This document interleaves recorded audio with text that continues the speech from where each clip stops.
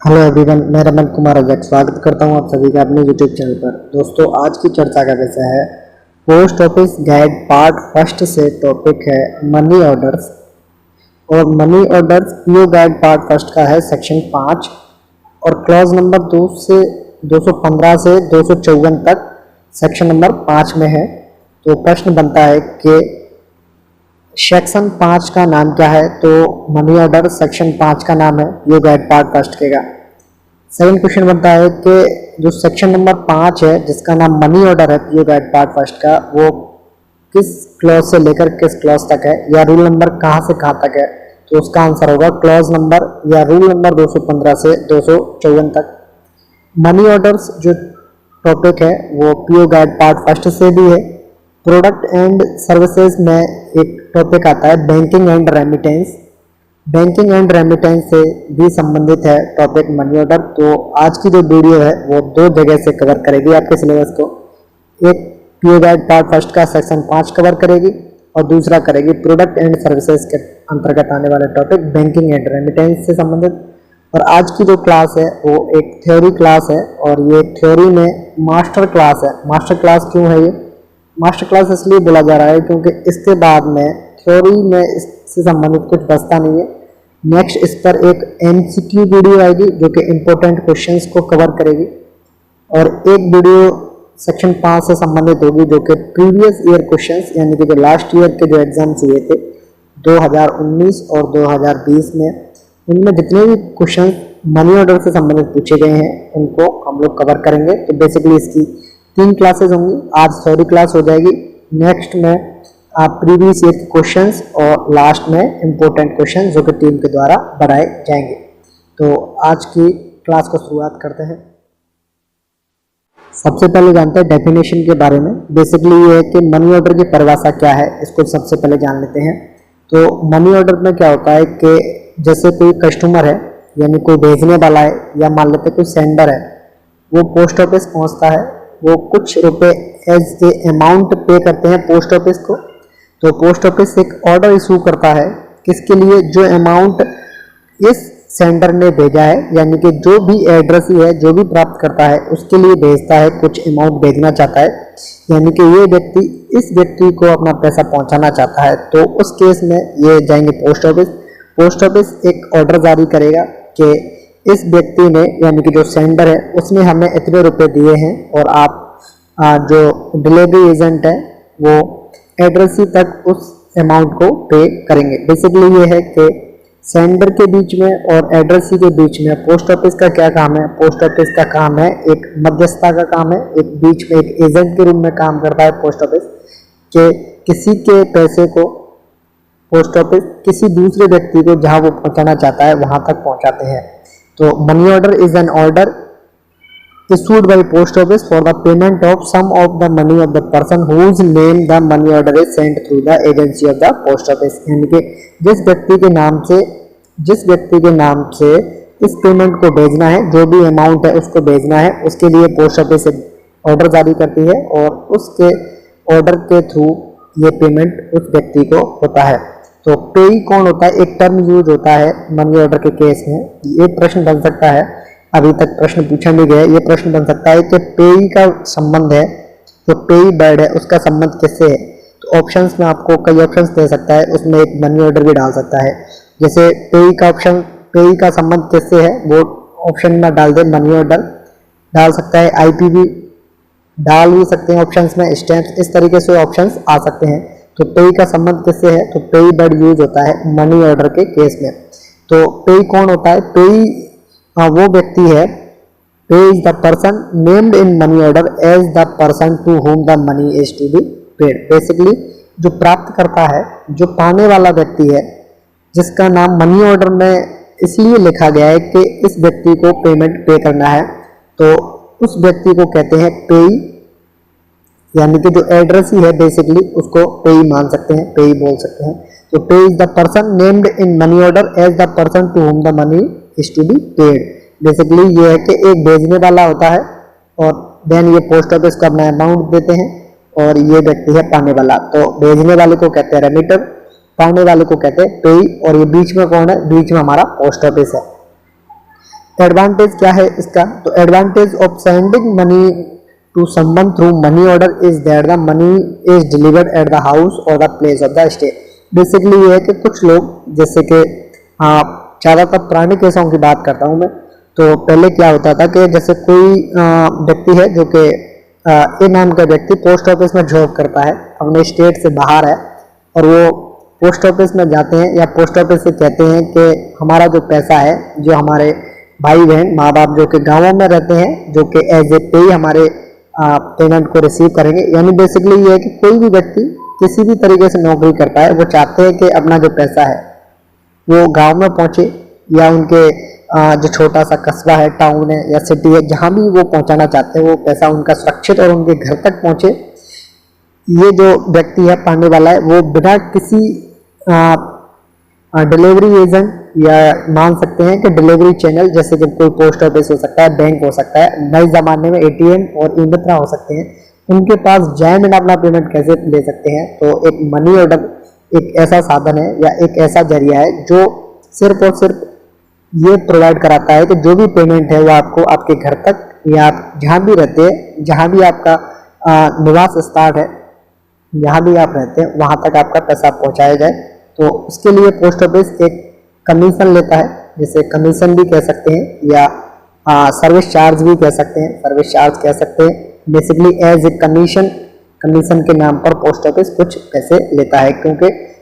जो भेजने वाला है और पाने वाले के बीच में पोस्ट ऑफिस काम करता है, तो उस जो काम करता है उसके लिए वो एज ए कमीशन कुछ अमाउंट चाहता है। जो भेजने का प्रॉफिट क्या है, प्रॉफिट ये है कि जो भी उनका जो पैसा है वो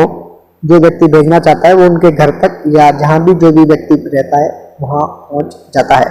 तो बेसिकली कुछ टर्म्स हैं उनको जान लेते हैं। रेमिटर कौन है? Remitter is the person who sends money order, यानी कि जो व्यक्ति भेजने वाला है, जैसे सेंडर भी कह सकते हैं, नॉर्मल जो टर्म है हम लोग यूज करते हैं प्रेषक। तो प्रेषक बेसिकली कौन है? रेमिटर है। मनी ऑर्डर के केस में रेमिटर कौन है? मनी ऑर्डर के केस में रेमिटर कौन है? तो रेमिटर हो गया सेंडर। पोस्ट ऑफिस बीच का काम करेगा, और पाने वाला कौन है? पाने वाले को कहते हैं पे। तो remitter is the person who sends money order, और payee is the person named in money order as the person to whom the money is to be paid. Basically ये सेंडर हो गया और ये पाने वाला यानी कि एड्रेस ही हो गया। नेक्स्ट जान लेते हैं कि एक single money order maximum update data के अनुसार 5,000 रुपये तक का भेजा जा सकता है। ये प्रश्न लास्ट ईयर के एग्जाम में पूछा गया था कि एक मनी ऑर्डर को मैक्सिमम कितने अमाउंट तक भेज सकते हैं, तो इसका आंसर होगा 5,000 रुपये। और शायद एक प्रश्न यहाँ से या यहाँ से किसी एक में से ये प्रश्न पूछा गया था कि रेमिटर कौन होता है या पेई कौन होता है, इन दोनों में से किसी एक जगह से एक प्रश्न पूछा गया था। जब हम भी प्रीवियस ईयर के क्वेश्चंस करेंगे या लास्ट ईयर के क्वेश्चंस करेंगे, उसमें प्रश्न को शामिल कर लेंगे कि क्या प्रश्न पूछा गया था। नेक्स्ट जान लेते हैं कि प्रोसेस क्या है मनी ऑर्डर को सेंड करने का। तो सबसे पहले कोई जो भेजने वाला है, जैसे रेमिटर कहते हैं, वो जाते हैं पोस्ट ऑफिस में। पोस्ट ऑफिस से एक फॉर्म मिलता है, जैसे मनी ऑर्डर का फॉर्म कहते हैं, वो पोस्ट ऑफिस के काउंटर से मिल जाता है। और जो व्यक्ति जिसको भेजा जाता है, जैसे पेई कहते हैं, उनके नाम वगैरह लिख करके, उनका जो भी एड्रेस है, नाम है, फादर्स नेम है, और जो भी एड्रेस है गली मोहल्ले का, स्ट्रीट का, जितनी भी डिटेल्स हैं उनके फिल करने के बाद में पोस्ट ऑफिस को वो देते हैं। पोस्ट ऑफिस उनका जो भी अमाउंट है उसके साथ साथ जो भी कमीशन उनका चार्ज लगता है, उनको लेने के बाद में उनको एक स्लिप देता है, और स्लिप देने के बाद में ये जो अमाउंट है वो ट्रांसफर किया जाता है, भेजा जाता है मनी ऑर्डर के रूप में। और जैसे ही मनी ऑर्डर डिलीवर होने के लिए जाता है तो एक पेज सा होता है, और उस पर जो डिलीवरी एजेंट है वो सामने वाले का, यानी कि जिसके नाम पर भी भेजा गया है, जो भी पेई है, यानी कि जो भी उसका प्राप्त करता है, उनके सिग्नेचर वगैरह लेते हैं। और देन के बाद में एक एक्नॉलेजमेंट की रिसिप्ट होती है, वो उन्हें वापस कर दी जाती है, यानी कि पोस्टमैन उस एक्नॉलेजमेंट पर साइन लेता है, और साइन लेने के बाद में वो रसीद रेमिटर को दी जाती है, जिससे रेमिटर को ये पता चल जाता है कि उनका जो पैसा है वो किस व्यक्ति को और कब बांटा गया था। बेसिकली ये है। तो by a money order form at the counter of the post office, यानी कि पोस्ट ऑफिस के काउंटर से एक मनी ऑर्डर का फॉर्म लेना है। A remitter is the person who sends money order, यानी रेमिटर कौन है? वो व्यक्ति जो पैसा भेजता है। बेसिकली वो क्या करेंगे? एंट्रीज को फिल करेंगे, सिग्नेचर करेंगे, कहाँ पर, मार्क एट द फुट, यानी कि जहाँ भी ऑप्शन होगा सिग्नेचर का। बेसिकली ये जो फॉर्म है मान लेते हैं यहाँ पर, तो बेसिकली जो बॉटम साइड है यहाँ पर सिग्नेचर का ऑप्शन होता है और वहाँ पर वो अपने सिग्नेचर करेंगे। कोई भी फॉर्म जिसका सिग्नेचर ना हो, अगर कोई पढ़ा लिखा नहीं है तो अगर वो थंब लगाता है तो थंब में इंप्रेशन होना चाहिए, यानी कि अंगूठे का निशान वगैरह होना चाहिए। या किसी भी तरीके से इनकम्प्लीट है, यानी कि किसी भी फॉर्म पर सिग्नेचर नहीं हो रहे हो या अंगूठा निशानी नहीं हो या किसी भी तरीके से इनकम्प्लीट हो, किसी भी कॉलम को उन्हें छोड़ दिया हो, तो इस केस में जो भी मनी ऑर्डर है वो उनका एक्सेप्ट नहीं किया जाएगा, यानी कि उनका जो पैसा है वो आगे फॉरवर्ड नहीं किया जाएगा। All entries made in the form must be legible, यानी कि जो भी एंट्रीज उनमें लिखी जाएंगी, जो भी फॉर्म में फिल करना है, जितने भी ऑप्शंस हैं अगर उनको फिल करना है तो उस लैंग्वेज में फॉर्म फिल करना है कि जिस व्यक्ति के लिए भेजा जा रहा है या जहाँ भी भेजा जा रहा है वहाँ पर वो लैंग्वेज है वो समझ में आनी चाहिए, या फिर आप लोग हिंदी या इंग्लिश में इस फॉर्म को भर सकते हैं। नेक्स्ट एक कूपन होता है, रेमिटर क्या करता है, उस पर जो भी अपना कम्युनिकेशन है या जो कुछ भी वो लिखना चाहते हैं वो एज ए मैसेज लिख सकते हैं। और the money order form duly filed in together with the amount of the money order and the commission either in cash or by check be presented at the post office of the counter। Basically ये है कि money order जितने भी amount का भेजा जाना है plus, यानी कि अमाउंट प्लस कमीशन, ये बाई कैश पेमेंट कर सकते हैं इसका, या फिर बाई चेक भी पेमेंट कर सकते हैं, यानी कि जो रेमिटर है वो जितने भी अमाउंट का मनी ऑर्डर भेजना चाहते हैं उन पर कमीशन चार्ज देने के बाद में इसे बाई कैश पेमेंट कर सकते हैं या बाई चेक पेमेंट कर सकते हैं, यानी कि दोनों तरीके से पोस्ट ऑफिस इनके जो अमाउंट है उसको रिसीव कर सकता है। और ये कहाँ जमा कराने होंगे, ये पोस्ट ऑफिस के काउंटर पर जमा कराना होता है। अ receipt will be given for the amount paid by him on the amount of the money order and the commission, यानी जितने भी रुपए का मनी ऑर्डर है, मान लेते हैं कि एक्स अमाउंट का, एक्स रुपए का मनी ऑर्डर है और उस पर वाई रुपए का कमीशन लिया गया है, वाई रुपए का कमीशन लिया गया है, तो जब रिसिप्ट देते हैं पोस्ट ऑफिस, जब भी अमाउंट को रिसीव करने के बाद में एक रिसिप्ट देते हैं, अमाउंट लेने के बाद में जब भी रिसिप्ट देंगे तो उस पर अमाउंट के साथ साथ कमीशन को भी दर्शाया गया होगा। अगर इस रिसिप्ट पर जो कि अमाउंट और उस पर जो कमीशन लिखा हुआ है, ये जो रेमिटर को रिसिप्ट दी जाती है, इस पर अगर किसी भी प्रकार की काट छांट हो या कुछ ऐसी एंट्री हो जो कि स्पष्ट नहीं हो या कोई गलती हो, तो उसी समय रेमिटर को पोस्ट ऑफिस को बतानी चाहिए, अदरवाइज ये पोस्ट ऑफिस की रेस्पॉन्सिबिलिटी में नहीं आएगा। After the money order is paid to the payee, the remitter of the money order receive acknowledgement of the payment of the amount of the money order signed by the payee और is authorised agent. Basically ये है कि remitter ने अपना amount भेजा, amount पर commission charge किया post office ने, और पोस्ट ऑफिस ने जैसे ही रेमिटर ने पेमेंट किया इनके लिए एक रिसिप्ट दी, और ये जो मनी ऑर्डर है ये चल दिया कहाँ के लिए, पेई के पास में, ये चल दिया पेई के पास में। जैसे ही पेई इस अमाउंट को रिसीव करेगा, जैसे ही अमाउंट को रिसीव करेगा तो एक एक्नॉलेजमेंट फॉर्म होता है, उस पर सिग्नेचर वगैरह करने होते हैं। देन पोस्टमैन उस एक्नॉलेजमेंट को लेकर के पोस्ट ऑफिस को वापस करेगा, और पोस्ट ऑफिस जहाँ से भी रेमिटर ने इसको बुक किया था उनके एड्रेस पर इस एक्नॉलेजमेंट को पहुंचाता है। बेसिकली उस पर साइन करने के बाद में, या कोई उनका ऑथराइज एजेंट है जो कि इसके लिए कर रखा है कि अगर कोई हमारा मनी ऑर्डर या डाक आती है तो वो एजेंट उनको उस व्यक्ति के बिहाफ पर रिसीव करता है, तो उनके सिग्नेचर लिए जाएंगे ऑथराइज एजेंट के।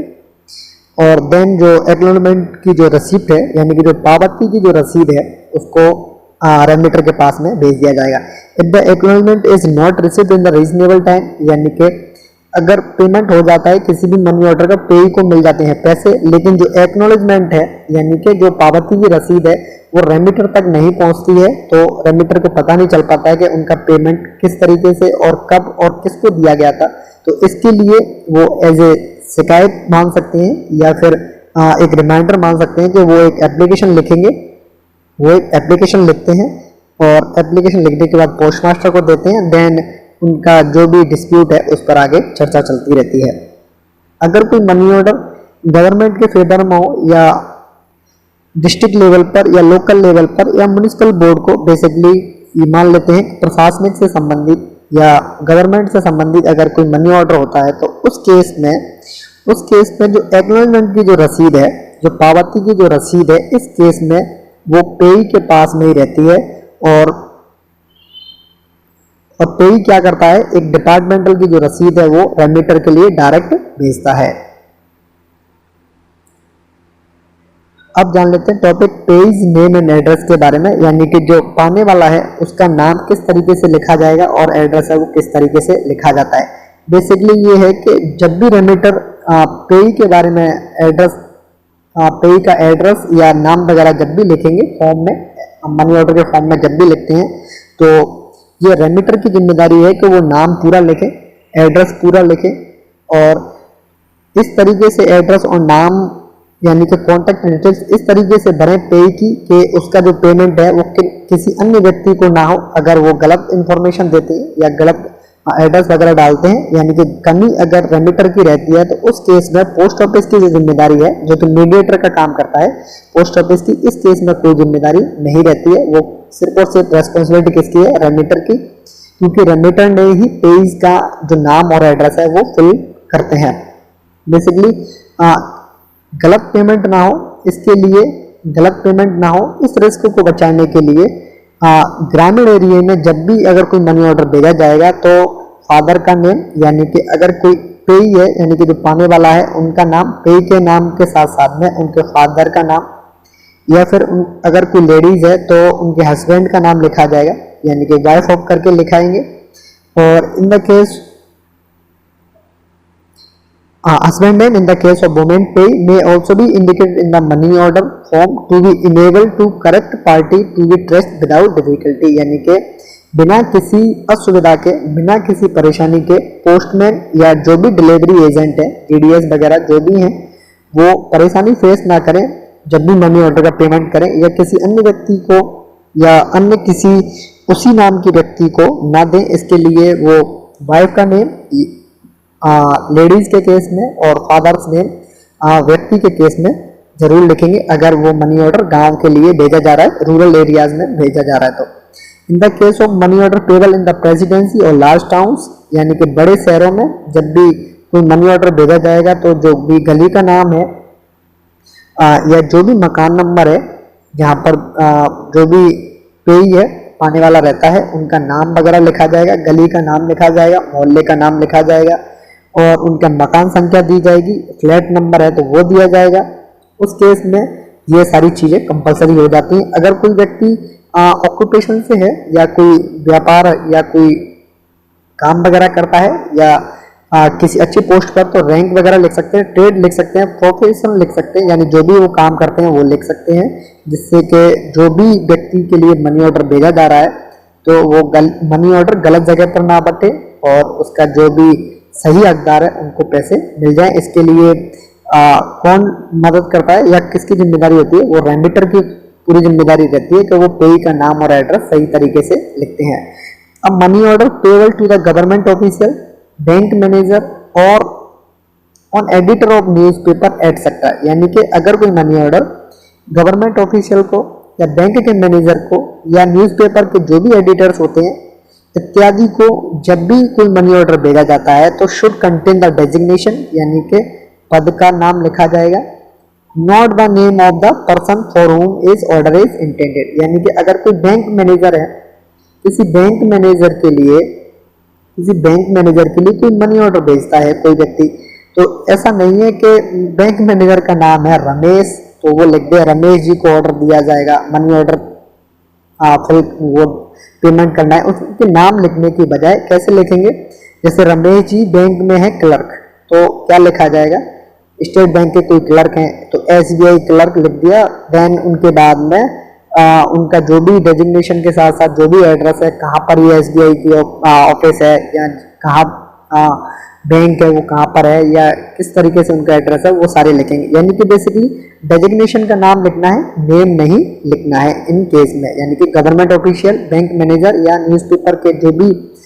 एडिटर वगैरह होते हैं उन केस में। पोस्ट ऑफिस की जिम्मेदारी किन किन केसों में नहीं है, इसके बारे में जान लेते हैं। पोस्ट ऑफिस किन किन केसेस में अपनी जिम्मेदारी नहीं मानता है। तो पोस्ट ऑफिस सबसे पहले किस केस में अपनी जिम्मेदारी नहीं मानता है, तो सबसे पहले है ए पॉइंट है कि wrong payment of money order, गलत पेमेंट कर दिया किसी मनी ऑर्डर का। कब किया है? जब इनकरेक्ट या तो अधूरी जानकारी है या इनकम्प्लीट है, यानी बेसिकली या तो सही जानकारी नहीं दी गई या अधूरी जानकारी के अभाव में अगर किसी मनी ऑर्डर का पेमेंट गलत जगह पर हो जाता है तो उस केस में पोस्ट ऑफिस की कोई भी जिम्मेदारी नहीं रहती है, क्योंकि जो पेज का नाम वगैरह है वो कौन लिखता है? रेमिटर लिखता है। तो रेमिटर लिखेंगे तो रेमिटर की ही जिम्मेदारी होगी। दूसरा केस क्या है? दूसरे केस में है for the payment of a money order being refuse, यानी कि अगर किसी मनी ऑर्डर का पेमेंट है वो रिफ्यूज किया जाता है, बेसिकली जो पाने वाला है वो इसको रिफ्यूज करता है कि इस मनी ऑर्डर को मैं नहीं लेना चाहता, या किसी भी कारणवश ये डिले होता है, या किसी ऐसी मिस्टेक या ऐसी गलती की वजह से या पोस्ट ऑफिस के कर्मचारी की गलतियों की वजह से अगर किसी जो मनी ऑर्डर है उसके भुगतान में कुछ गड़बड़ होती है, मिस्टेक होती है, ओमिशन होती है, तो उस केस में भी पोस्ट ऑफिस की कोई जिम्मेदारी नहीं होती है। और थर्ड वन इज कौन सा है? For any wrong payment of a money order after the expiration of the 1 year the date of the issue of the money order, यानी कि अगर किसी मनी ऑर्डर को आज की डेट में इशू किया जाता है तो आज के 1 साल बाद अगर कोई व्यक्ति कहे कि हमारे मनी ऑर्डर के बारे में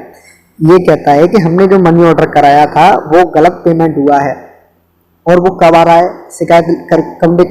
करने कब आ रहा है? यानी कि जब इशू किया गया था मनी ऑर्डर को, जब भी इसको जारी किया गया था उसके 1 साल बाद अगर आता है, यानी कि वो 1 साल तक ये मान लो कि एकदम स्लीपिंग मोड में है, आराम से सोया पड़ा हुआ है, तो उस केस में पोस्ट ऑफिस की कोई जिम्मेदारी नहीं होती है। नेक्स्ट जान लेते हैं सिग्नेचर ऑफ द पेई के बारे में। इसमें क्या लिखा हुआ है?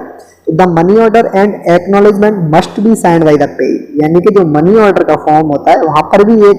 ऑप्शन होता है, और जो पावती की जो रसीद होती है, एक्नॉलेजमेंट की जो रिसिप्ट होती है, वहां पर भी मनी पेई का जो भी सिग्नेचर की ऑप्शंस हैं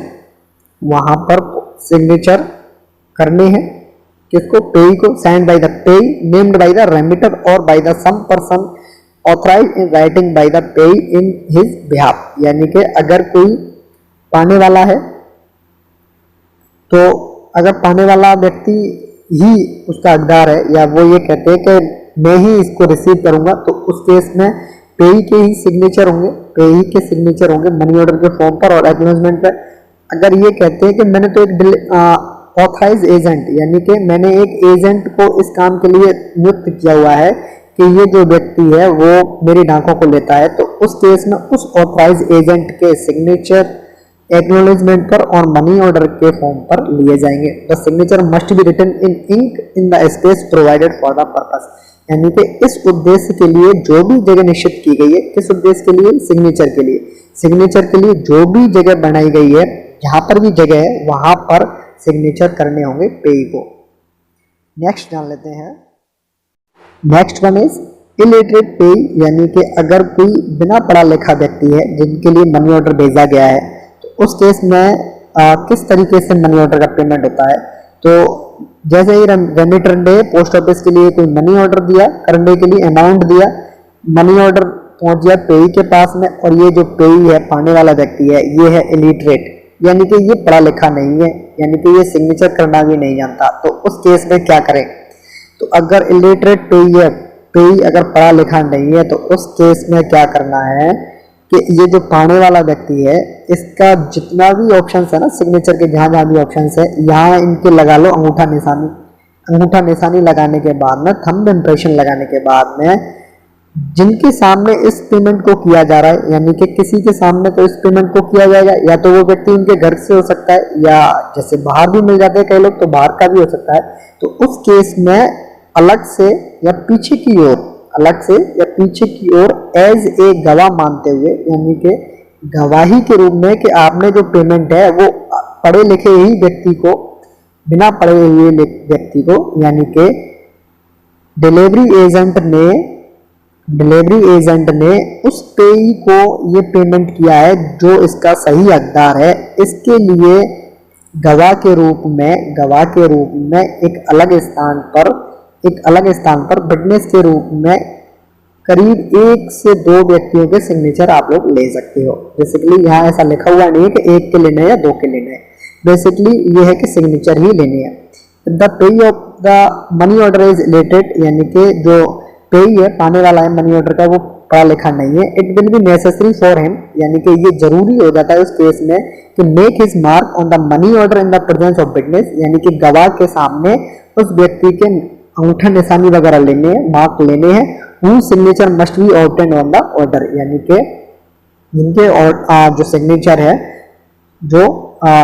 of a witness whose signature must be obtain on the order, यानी कि जो भी ऑर्डर है मनी ऑर्डर फॉर्म है, वहां उस गवाह के सिग्नेचर भी करवाने होंगे। नेक्स्ट जान लेते हैं रीडायरेक्शन के बारे में, यानी कि अगर कोई मनी ऑर्डर जहां के लिए भेजा है वहां ना भेजने की बजाय उसको कहीं और रीडायरेक्ट किया जाए तो उस केस में क्या करना है। तो if the pay of a money order has moved from the place, यानी कि जैसे कोई रेमिटर है, इसने भेजा पोस्ट ऑफिस के माध्यम से कोई पेई के लिए भेज दिया कोई मनी ऑर्डर, और ये जो पाने वाला व्यक्ति है ना, ये शिफ्ट हो गया कहीं दूसरी जगह पर, या तो वो इंडिया में शिफ्ट हो गया या इंडिया के अलावा यानी कि फॉरेन कंट्रीज में शिफ्ट हो गया। तो इंडिया के केस में क्या प्रावधान है, फॉरेन कंट्रीज के लिए अगर कोई व्यक्ति शिफ्ट होता है तो उसके लिए क्या प्रावधान है, इसको देख लेते हैं।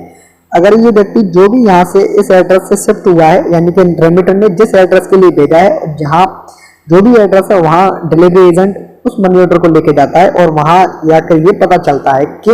ये जो पाने वाला व्यक्ति है इसने कर लिया है मूव ऑन, यानी कि ये निकल गया यहाँ से कहीं और शिफ्ट हो गया, या तो वो इंडिया में किसी और जगह शिफ्ट हो गया या फॉरेन कंट्री में शिफ्ट हो गया। तो अगर कोई पेई इंडिया में शिफ्ट हो गया या फॉरेन कंट्रीज में शिफ्ट हो गया, तो इसके लिए यानी कि इस एड्रेस पर जो भी इसकी डाक जाएगी या जो भी मनी ऑर्डर जाएगा, तो इसके लिए ये एक एप्लीकेशन फॉर्म भरेंगे। एप्लीकेशन फॉर्म भरने के बाद में ये एक एप्लीकेशन देंगे। किसके लिए एप्लीकेशन देंगे, ये देंगे पोस्ट मास्टर को एप्लीकेशन देंगे कि मैं ये व्यक्ति हूँ, मेरा ये एड्रेस है करंट में, यानी कि अभी मैं यहाँ रहता हूँ और मैं यहाँ की बजाय इस एड्रेस पर अपनी डाक चाहता हूँ क्योंकि मैं यहाँ शिफ्ट हो गया। इसके लिए एक एप्लीकेशन देंगे। उस केस में जो भी मनी ऑर्डर है वो उनका दूसरा स्थान जो कि नया स्थान है, यानी कि ये स्थान से जब भी बी स्थान के लिए अगर कोई व्यक्ति मूव करेगा तो रिटर्न में उनको लिख कर देके आएगा पोस्ट ऑफिस को कि मेरी जो डाक है, जो भी मनी ऑर्डर वगैरह जो भी डाक है वो मेरे इस वाले एड्रेस पर पहुंचाई जाएगी। तो उस केस में क्या प्रावधान है उनको देख लेते हैं। If the pay of money order has moved from the place at which the order was originally payable, यानी कि जिस स्थान पर एक्चुअल में पेमेंट होना था वहां से अगर कोई व्यक्ति मूव कर जाता है और लिखित में ये दे जाता है पोस्ट ऑफिस के लिए कि मैं यहाँ से अपना एड्रेस है वो चेंज कर रहा हूँ, तो जो मनी ऑर्डर है उनका जो मनी ऑर्डर है वो भी नए एड्रेस पर उनके लिए भेजा जाएगा। और इसके लिए क्या चार्जेस हैं, विदाउट एनी एक्स्ट्रा चार्ज, यानी कि नो फीस, यानी कि इसके लिए कोई भी एक्स्ट्रा चार्जेस देने की कोई भी जरूरत नहीं होगी, यानी कि विदाउट एनी एक्स्ट्रा चार्ज ये जो एड्रेस नया एड्रेस है, रिवाइज एड्रेस है पे का जो भी पाने वाला है उसका, वहां पर पोस्ट ऑफिस उनके एड्रेस पर अपना जो मनी ऑर्डर फॉर्म है वो पहुंचाएगी। Basically without any extra charge post office नए एड्रेस पर उस व्यक्ति के मनी ऑर्डर फॉर्म को या मनी ऑर्डर को वहां पर शिफ्ट करेगी। अब देख लेते हैं नोट्स के बारे में। इसके संबंध में नोट्स भी हैं। पहले नोट में क्या है कि अगर कोई इनलैंड मनी ऑर्डर है और वो रीडायरेक्ट किया जाता है फॉरेन कंट्री के लिए, यानी कि इंडिया का मनी ऑर्डर फॉरेन कंट्रीज में भेजा जाना है,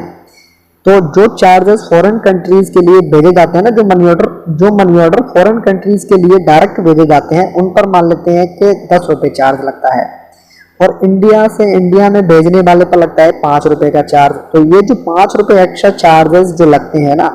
ये चार्ज पे करने होंगे। किनको पे करने होंगे अब देख लेते हैं। The difference between the commission, यानी कि जो भी कमीशन में डिफरेंस आएगा at the foreign rate that would have been chargeable if the money order has originally been drawn in the post office of the country and the commission at the inland rate already paid, यानी कि 5 रुपये तो उन्होंने मान लेते हैं कि paid कर दिए क्योंकि ये तो इंडिया में लगते ही हैं, और 10 रुपये लगते हैं फॉरेन कंट्रीज के, तो ये उन्होंने पेड नहीं किए, तो ये 5 रुपये उनको पेड करने ही होंगे। और ये कहाँ से पेड करने होंगे, will be detected from the amount of the redirected order when it is advise to the country of the destination, यानी कि जहां भी इसको भेजा जाएगा जिस भी देश के लिए वहाँ भेजा जाएगा तो वहाँ से उनके अमाउंट में से, यानी कि जितने भी रुपए का मनी ऑर्डर है, मान लेते हैं 500 रुपये का मनी ऑर्डर है और 5 रुपये जो कमीशन के रूप में बच गए हैं वो यहाँ से अमाउंट कर लेंगे कम, और पोस्ट ऑफिस कितना पेमेंट करेगा इनको, 495 रुपये का पेमेंट करेगा। बेसिकली इनके अमाउंट में से काट लिया जाएगा। नोट नंबर 2 क्या है, in the case of money order is excess of the limit, यानी कि इंडिया में तो है 5000 रुपये की लिमिट, और इसी मनी ऑर्डर को करना हो रीडायरेक्ट फॉरेन कंट्रीज में, जैसे इसको करना हो अमेरिका में, अमेरिका के लिए इसको रीडायरेक्ट करना है, तो अमेरिका वाले कहते हैं कि भाई हमारे यहाँ तो मनी ऑर्डर 1000 रुपये तक का ही होता है, यानी कि हमारे यहाँ तो मतलब लिमिट ही 1000 रुपये की है। तो उस केस में क्या है, तो उस केस में ये है कि limit prescribed for remittance to a foreign country under any law और regulation in force at the time of such redirection, the remitter or the payee should obtain payment of the amount of the money order in India। यानी कि उस case में जो भी पाने वाला व्यक्ति है वो उनको जो भी मनी ऑर्डर का पेमेंट है वो तो इंडिया में ले सकते हैं, इसका जो भी पेमेंट है वो इंडिया में ले सकते हैं, आइदर पर्सनली, या तो वो व्यक्ति खुद ले सकता है, जो भी व्यक्ति शिफ्ट हुआ है वो ले सकता है, या फिर क्या कौन ले सकता है, कोई उनका ऑथराइज एजेंट है, यानी कि कोई व्यक्ति इसी काम के लिए उन्होंने नियुक्त कर रखा है तो वो भी ले सकता है। और कौन ले सकता है, या फिर ले सकता है furnish the authority of the RBI permitting the remittance of the amount of the money order out of India by means of a foreign money order. यानी कि आरबीआई ने किसी ऐसी सिस्टम बना रखा है, ऐसा कोई सिस्टम बना रखा है कि फॉरेन के मनी ऑर्डर का जो भी हिसाब किताब है वो यहाँ से लिया जाएगा, तो वो वहां से भी पेमेंट ले सकते हैं। नेक्स्ट जान लेते हैं अल्ट्रेशन इन एड्रेस और प्लेस ऑफ पेमेंट, यानी कि अगर किसी व्यक्ति ने पोस्ट ऑफिस के माध्यम से अगर भेजा है कोई मनी ऑर्डर, ये व्यक्ति चाहता है कि ये जो एड्रेस पर यहाँ पर मैंने भेजा है इसके एड्रेस में करूँगा मैं चेंज, या एड्रेस में चेंज करने की बजाय वो कहता है मैं तो उस स्थान पर भी पेमेंट नहीं करवाना चाहता। यानी कि जैसे मान लेता हूँ कि वो कहता है कि मुझे तो राजस्थान की एक सिटी है जोधपुर में ही चेंज करना है, तो क्या हो गया, एड्रेस में चेंज हो गया। वो कहता है जोधपुर की बजाय मैं तो जयपुर शिफ्ट करता हूँ अपने पेमेंट को, तो उनके पेमेंट का प्लेस भी चेंज हो सकता है। तो उस केस में क्या प्रावधान है, तो रेमिटर को क्या करना है, तो remitter of a money order which has not been paid may require that the address of the paid shall be altered और that the name of the post office at which the order was originally made payable shall be changed. यानी कि अगर किसी ऐसे money order को जिनका address में change होना या प्लेस में चेंज होना हो, उनका पेमेंट कहीं और करवाना चाहता है रेमिटर, तो उस केस में अगर उस मनी ऑर्डर का भुगतान नहीं हुआ है तो रेमिटर एक एप्लीकेशन देके इस एड्रेस में या इस प्लेस में, जो भी पहले वाला प्लेस है, जो पहले वाला एड्रेस है, उसमें अपना जो मनी ऑर्डर है उसको चेंज कर सकता है। तो इसके लिए क्या करना है, इसके लिए मतलब जो भी रेमिटर है, जो भी भेजने वाला व्यक्ति है, उनको कोई भी एक्स्ट्रा फीस देने की जरूरत इस केस में भी नहीं है। विदाउट द रिक्वायर्ड चेंज, यानी कि जो भी जरूरतमंद वाला चेंज है विल बी मेड, यानी कि चेंज किया जाएगा कब, विदाउट एडिशनल चार्ज, बिना किसी अतिरिक्त शुल्क के, ऑन द रेमिटर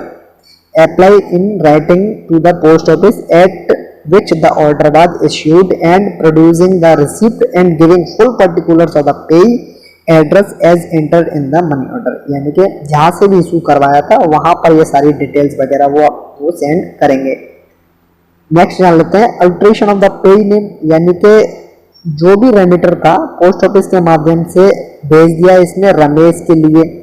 तो ये चाहता है कि अब रमेश नहीं, इसका पेमेंट तो भाई सुरेश को देना है, तो यानी कि पे के नाम में ही चेंज करवाना चाहता है, पाने वाले के नाम में ही चेंज करवाना चाहता है। तो उस केस में क्या प्रावधान है, तो उस केस में प्रावधान ये है कि जो रिक्वायर्ड चेंज है, जो भी चेंज है वो कर दिया जाएगा, कब किया जाएगा, on the payment of a second commission equal to the first. यानी कि जैसे कि 100 रुपये के मनी ऑर्डर पर पोस्ट ऑफिस ने पहली बार में लिया 1 रुपया, अगर ये चाहता है कि व्यक्ति नाम में कर दो चेंज, तो इससे 1 रुपया और ले लेगा, रेमिटर 1 रुपया पोस्ट ऑफिस को और दे देगा। यानी कि टोटल अब कितना हो जाएगा, 100 रुपये का मनी ऑर्डर 1 + 1, यानी कि टोटल कमीशन हो जाएगा अब 2 रुपये। तो फर्स्ट कमीशन जो भी लिया था उसके बराबर में दोबारा कमीशन पे करने पर पेई का जो भी नाम है उसमें बदल सकता है, यानी कि उसमें बदलाव कर सकता है। कौन? रेमिटर। कब कर सकता है? उसके लिए भी पोस्ट ऑफिस को लिखना होगा, यानी कि on the remitter applying and writing to the post office at which the order was issued and producing the receipt, यानी कि जहां से भी इसको इशू किया गया था, जारी किया गया था, वहां पर अपनी एप्लीकेशन वगैरह को देंगे और कमीशन जो कि पहले के बराबर था, यानी कि जो भी कमीशन पहले लिया गया था फर्स्ट टाइम, वही सेकंड कमीशन लेने के बाद में जो भी पेज के नाम में रेमिटर चेंज करवाना चाहता है वो चेंज कर सकते हैं। तीसरा क्या कंडीशन है? अगर वो यही चाहते हैं कि रेमिटर ने पोस्ट ऑफिस के माध्यम से किसी पेई के लिए मनी ऑर्डर किया, वो ये कहते हैं कि ये जो मनी ऑर्डर है ये पोस्ट ऑफिस के माध्यम से भेजा गया था, इसका पेमेंट इस व्यक्ति को नहीं करना है, तो रेमिटर ये कहता है या ये चाहता है, तो उस केस में भी उनसे किसी भी प्रकार का एक्स्ट्रा चार्ज नहीं लिया जाएगा और उनका जो भी पेमेंट होना है मनी ऑर्डर का उसे रोक लिया जाएगा। और उसके लिए भी क्या करना है? उसके लिए भी जहां से इस मनी ऑर्डर को जारी किया गया था वहां पर ये लिखित में देंगे। In no case however will the post office be responsible for inability और failure to stop payment of a money order in compliance with the remitter's request, यानी कि अगर किसी भी तरीके से स्टॉपेज नहीं हो पाता है पेमेंट का, यानी कि पेमेंट पर रुकाव नहीं हो पाता है या रोक नहीं लग पाती है किसी भी वजह से, तो इसके लिए पोस्ट ऑफिस जिम्मेदार नहीं होगा। नेक्स्ट जान लेते हैं कि अगर कोई डिटेन्ड या रिफ्यूज्ड मनी ऑर्डर है तो उसके केस में क्या प्रावधान है, यानी कि किसी मनी ऑर्डर को डिटेन कर लिया गया किसी भी कारणवश या रिफ्यूज कर दिया गया पेई के द्वारा, तो उस केस में क्या प्रावधान है। तो बेसिकली रेमिटर ने पोस्ट ऑफिस के माध्यम से किसी भी मनी ऑर्डर को करवाया जारी, ये जो पेई है, ये जो व्यक्ति पाने वाला है, इसने कह दिया कि मैं इसको नहीं ले रहा, यानी कि इसने कर दिया रिफ्यूज, तो ये हो गया रिफ्यूज्ड मनी ऑर्डर हो गया। तो रिफ्यूज मनी ऑर्डर है, या ऐसा हो कि ये जो पाने वाला व्यक्ति है, ये जो पेई है, यहाँ पर डिलीवरी एजेंट इनके लिए मनी ऑर्डर को लेके जाते हैं, ये व्यक्ति या तो जो भी एड्रेस है वहां पर मिले नहीं, या तो वो एड्रेस पर मिले नहीं, या ये जो पेई है वो रिक्वेस्ट करे कि मेरे जो मनी ऑर्डर है इसे कुछ दिनों के लिए रोक लिया जाए,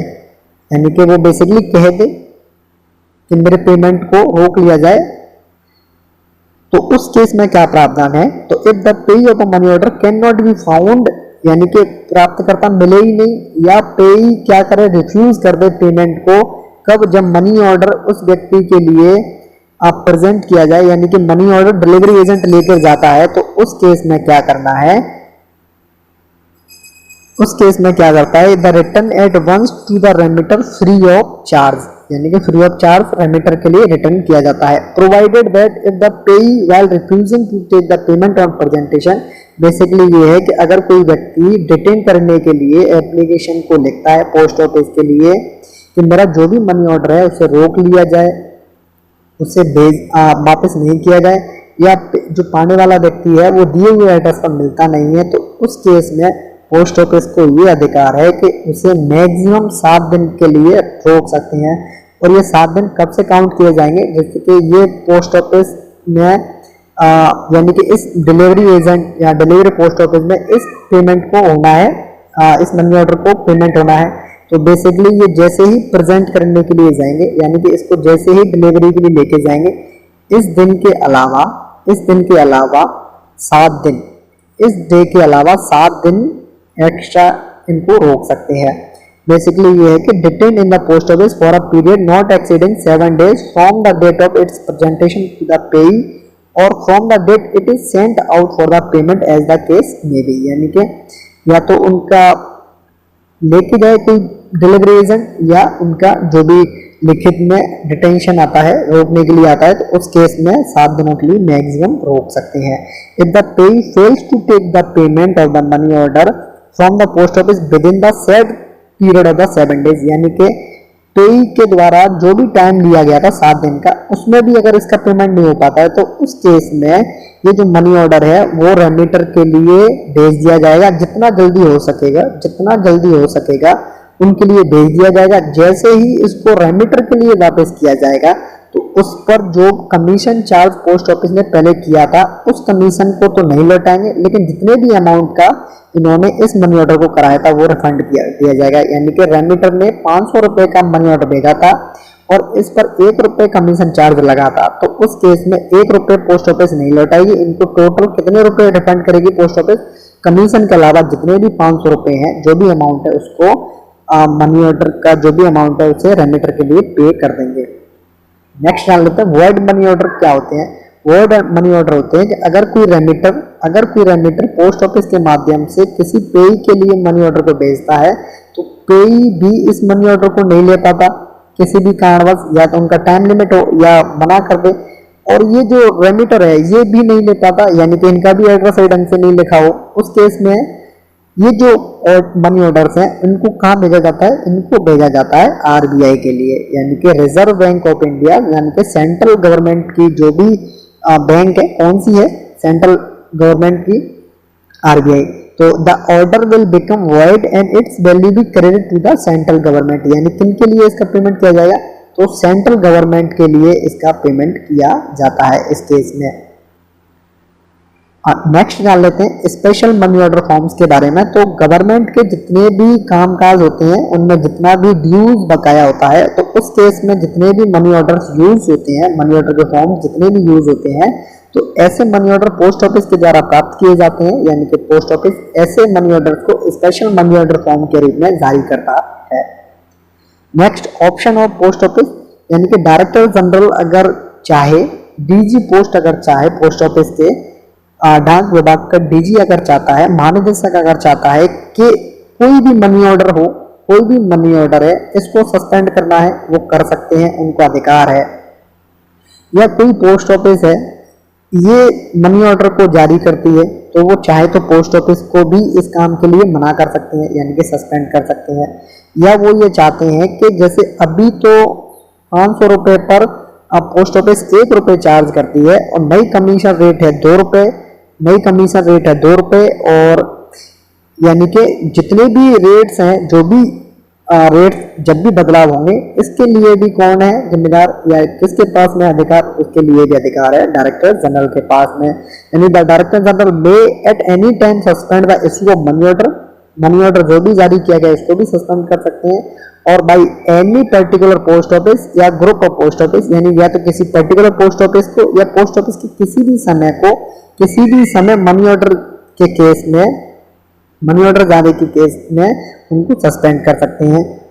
accept on payment of special rate of commission higher than the ordinary rates, यानी कि अगर स्पेशल रेट्स अगर कोई देता है कमीशन के रूप में तो उन केस को छोड़ दें। तो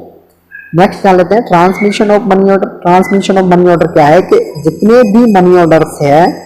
ये प्रश्न पूछा गया था लास्ट ईयर के एग्जाम में और मेरे को अच्छे से याद है, 2020 में प्रश्न पूछा गया था और बड़ा ही मजेदार प्रश्न था, यहाँ से किसी ने इसकी उम्मीद भी नहीं की थी। ट्रांसमिशन ऑफ मनी ऑर्डर में क्या है कि ये जो मनी ऑर्डर्स के पेमेंट्स होते हैं, मनी ऑर्डर जो भी फॉर्म होते हैं उन्हें बाई एयर भेजा जाता है, यानी कि इनको इंलैंड के माध्यम से नहीं भेजते हैं, इनको बाई एयर के माध्यम से भेज सकते हैं। कैसे भेज सकते हैं? जिस तरीके से लेटर और पोस्ट कार्ड आते हैं, तो इन पर कोई चार्ज लगता है क्या? Extra charge? तो इन पर कोई एक्स्ट्रा चार्ज नहीं लगता। यानी कि बेसिकली जो फर्स्ट क्लास की जो भी मेल्स होती हैं उन्हें बाई एयर भेजा जाता है। उसी के तरह मनी ऑर्डर को भी फर्स्ट क्लास के रूप में या बाई एयर यानी कि हवाई माध्यम से इनका ट्रांसमिशन है, यानी कि एक जगह से दूसरी जगह भेज सकते हैं। नेक्स्ट टॉपिक क्या है? नेक्स्ट टॉपिक है इंडियन पोस्टल ऑर्डर, यानी कि आईपीओ के बारे में अभी जान लेते हैं कि आईपीओ क्या है। Next one is IPOs. IPOs को इंडियन पोस्टल ऑर्डर भी कहते हैं, यानी कि आईपीओज की फुल फॉर्म क्या है? Indian postal order. और सबसे पहले जान लेते हैं इसकी डेफिनेशन के बारे में। तो Indian postal order provide a convenient means of transmitting small sums of money by post, यानी कि इसमें भी पैसे को भेजा जाता है, लेकिन कितने पैसे को भेजा जाता है? इसमें कम मात्रा में, यानी कि कम कीमत का पैसा भेजा जाता है। जैसे कि डिनोमिनेशन होते हैं ना हमारे आईपीओ के, 10 रुपये, 20 रुपये, 50 रुपये और 1 रुपये का भी डिनोमिनेशन है। और इससे पहले 25 पैसे का भी था, 50 पैसे का भी था, लेकिन आजकल वो डिनोमिनेशन खत्म कर दी गए हैं। अभी फिलहाल कौन कौन से डिनोमिनेशन में आईपीओ को भेजा जाता है, किन किन अमाउंट को भेज सकते हैं, तो 1 रुपये का आईपीओ है, 2 रुपये का है, देन उनके बाद में है 5 रुपये का आईपीओ, फिर 7 रुपये का भी है, देन 10 रुपये का है, फिर 20 रुपये का है, फिर 50 रुपये का है और 100 रुपये का भी आईपीओ है। तो इनको किस तरीके से याद रख सकते हैं, इसके लिए भी एक ट्रिक है। और आईपीओ में भी क्या है, इसमें भी पैसे को बेसिकली बाई पोस्ट ट्रांसमिट किया जाता है, लेकिन छोटे अमाउंट के पैसे को। Denomination of Indian postal order यानी कि कितने मूल्य वर्ग के आईपीओ को पोस्ट ऑफिस जारी करता है, यह प्रश्न पूछा गया था। और किन किन अमाउंट में है, तो 1 रुपये का, 2 रुपये का, 5 रुपये का, 7 रुपये का, 10 रुपये का, 20 रुपये का, 50 रुपये का और 100 रुपये का आईपीओ भी पोस्ट ऑफिस के द्वारा जारी किए जाते हैं। इनको किस तरीके से याद रख सकते हैं, जैसे मार्केट में अभी मान लेते हैं 1 रुपये का कॉइन चलता है, 2 रुपये का कॉइन चल रहा है, 5 रुपये का कॉइन चल रहा है, 7 का तो कोई नोट भी नहीं है, 10 रुपये का नोट है, 20 का भी है, 50 का भी है, 100 रुपये का भी है। यानी बेसिकली 7 रुपये अमाउंट वाले को छोड़ करके 1, 2, 5, 10, 20, 50 के या तो नोट्स हैं, नोट्स यानी करेंसी नोट्स वाले, और कॉइन्स भी हैं यानी कि करेंसी कॉइन्स वाले, जो भी हैं कॉइन्स और करेंसी नोट्स हैं। इस तरीके से मार्केट में अवेलेबल है। तो इस तरीके से हम लोग इसको याद रख सकते हैं कि 1 रुपये, 2 रुपये, 5 रुपये, 7 रुपये, 10 रुपये, 20 रुपये, 50 रुपये और 100 रुपये के इंडियन पोस्टल ऑर्डर्स हैं, वो सेल किए जाते हैं पोस्ट ऑफिस के द्वारा। तो टोटल कितने मूल्य वर्ग हो गए इनके, तो टोटल हो गए 8। नेक्स्ट, कौन कौन सी ऑफिस आईपीओ को बेच सकती है और कौन कौन सी नहीं बेच सकती है। तो बेसिकली ये है कि आईपीओ को, इंडियन पोस्टल ऑर्डर्स को सभी एसओ यानी कि जितने भी सब ऑफिस इंडिया में है और जितने भी हेड ऑफिस इंडिया में है और कुछ निर्धारित ब्रांच पोस्ट ऑफिस भी इनके लिए निर्धारित की गई है, यानी कि बेसिकली किसी भी ब्रांच पोस्ट ऑफिस को ऑथराइज कर रखा है कि आप लोग पेमेंट कर सकते हो, मनी ऑर्डर को सेल या कैश कर सकते हो। तो बेसिकली सभी पोस्ट ऑफिस, सभी हेड ऑफिस और कुछ बेसिक प्राधिकृत ब्रांच पोस्ट ऑफिस को भी सेल और कैश करने का आईपीओ को अधिकार दिया गया है। नेक्स्ट जान लेते हैं अल्टर्ड, मल्टीलेटेड और इनकम्प्लीट ऑर्डर्स के बारे में। यानी कि अगर कोई आईपीओ या तो उस पर कुछ इरेज किया हुआ हो या उस पर कुछ चेंज करने की कोशिश की गई हो, तो उस केस में if the order is not stamp या तो किसी मनी ऑर्डर को रब करने की कोशिश की गई हो, इरेज करने की कोशिश की गई हो, या उसमें कुछ बदलाव करने की कोशिश की गई हो, या कोई इंडियन पोस्टल ऑर्डर जब जारी किया गया था उस समय पोस्ट मास्टर के सिग्नेचर और डेट स्टैम्प्स नहीं लगाई हो, तो उस केस में या फिर ऑर्डर है वो फटा भी हो, डिफेज्ड हो, मल्टीलेटेड हो, उस केस में क्या करते हैं, पोस्ट ऑफिस ऐसे मनी ऑर्डर्स, ऐसे इंडियन पोस्टल ऑर्डर्स का, ऐसे आईपीओस का पेमेंट नहीं करती है। And when the payment is refused on this ground no refund of the order will be granted. यानी कि रिफंड भी ऐसे इंडियन पोस्टल ऑर्डर्स का भी स्वीकृत नहीं किया जाता है। पोस्ट मास्टर को क्या अथॉरिटी दी गई है, in case of doubt to retain the postal order for further investigation after giving a receipt for it. यानी कि रिसिप्ट दे सकते हैं, पोस्ट मास्टर रिसिप्ट दे सकते हैं, उनको अथॉरिटी दी गई है कि उन्हें अगर कोई डाउट होता है तो वो पोस्टल ऑर्डर को इन्वेस्टिगेशन के लिए भी भेज सकते हैं। The person presenting the order should furnish his name and address to the post master to enable him to contact letter. यानी कि पोस्ट ऑफिस के लिए अगर चाहे पोस्ट ऑफिस दोबारा कांटेक्ट करने के लिए तो उस व्यक्ति को अपना नाम और एड्रेस भी पोस्ट मास्टर को देने होंगे, यानी कि वो वहां पर प्रेजेंट करेगा।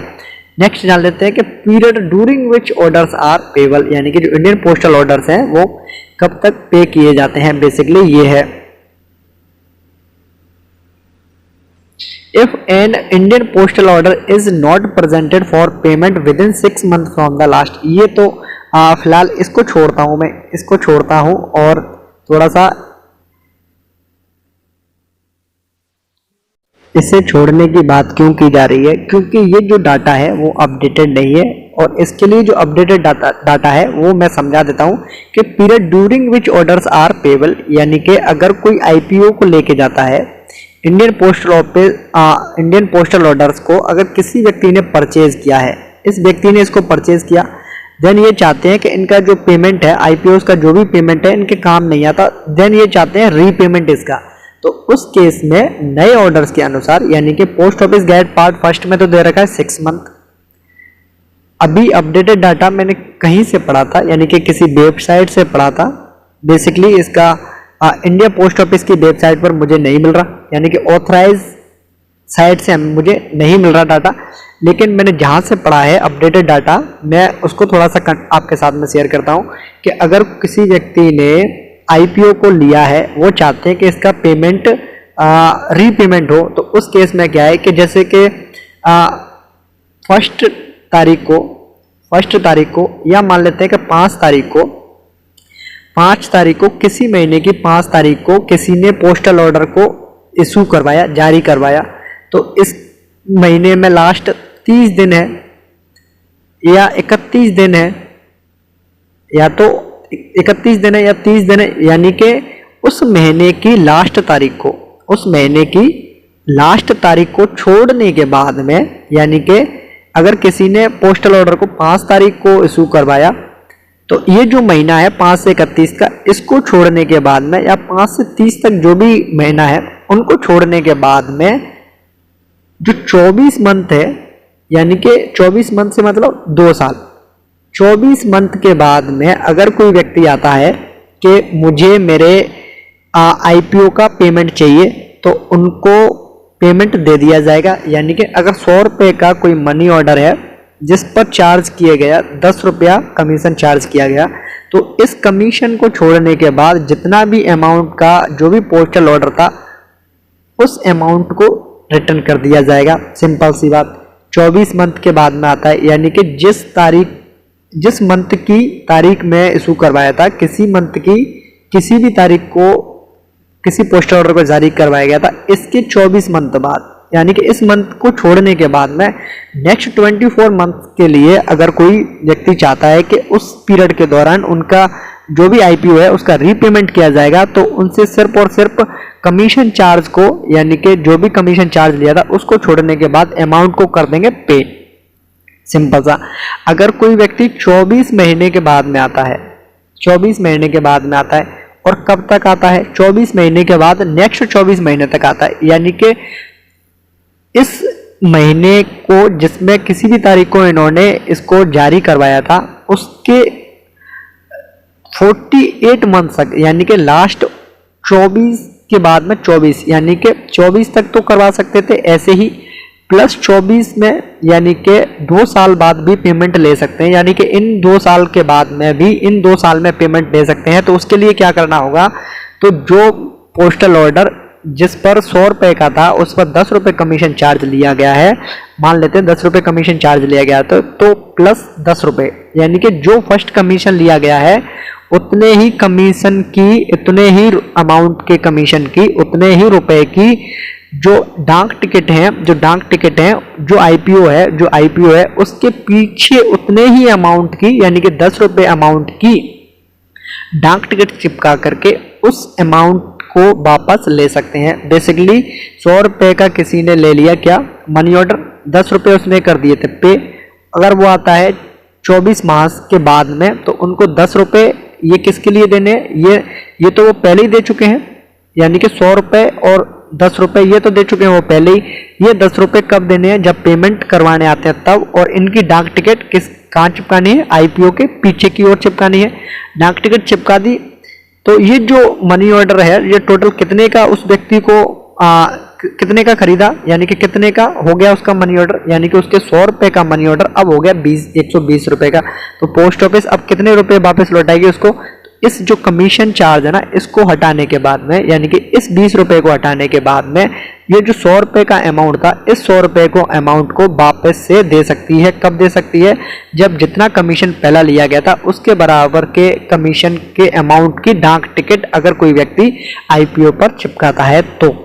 तो ये है नए ऑर्डर, यानी कि नए अपडेटेड डाटा जो कि मैंने कहीं से पढ़ा है, इंडिया पोस्ट की वेबसाइट पर मुझे नहीं मिल रहा है। अगर इससे संबंधित कोई अपडेट मिलता है, रीपेमेंट के संबंध में अगर कोई